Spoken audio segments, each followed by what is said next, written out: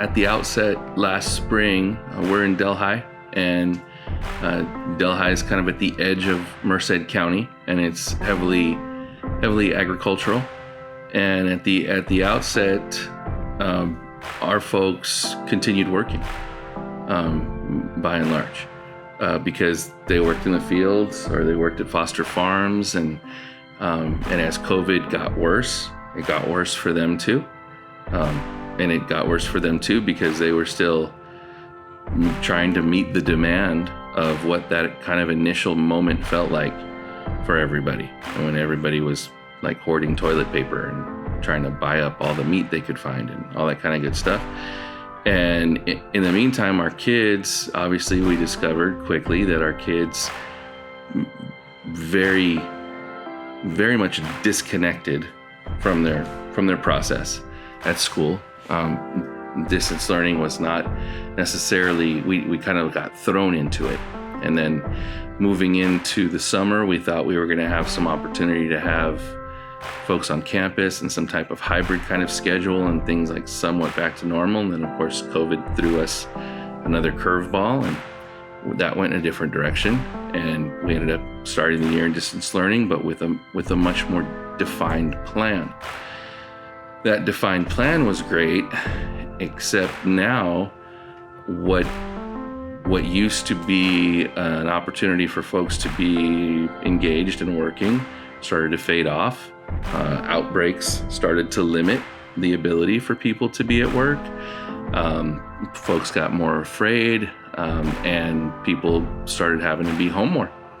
And a lot of our families that were already struggling just fell into a very significant hole that they didn't know how to get out of and that they didn't have resources for.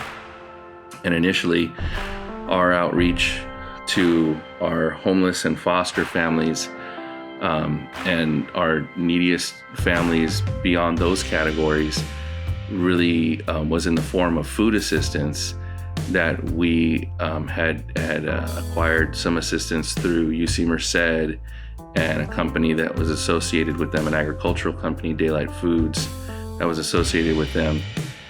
And then had the opportunity to explore assistance with the United Way with Robert. And Robert was able to come up with a plan with me to utilize the Omni cards to provide even greater assistance for folks.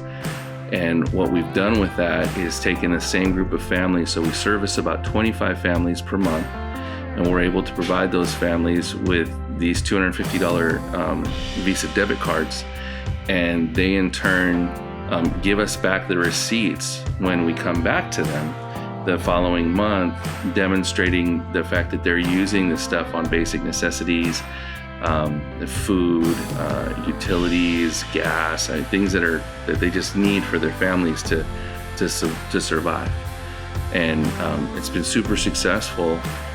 People are unbelievably grateful and oftentimes very surprised that the outreach exists.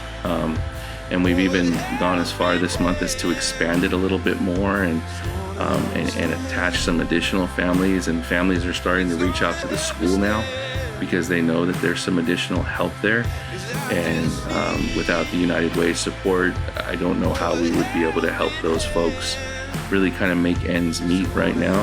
And it's a wonderful thing to be able to provide at least this much assistance to this many families, even though we know that there are other folks in need. But this is a really wonderful outreach.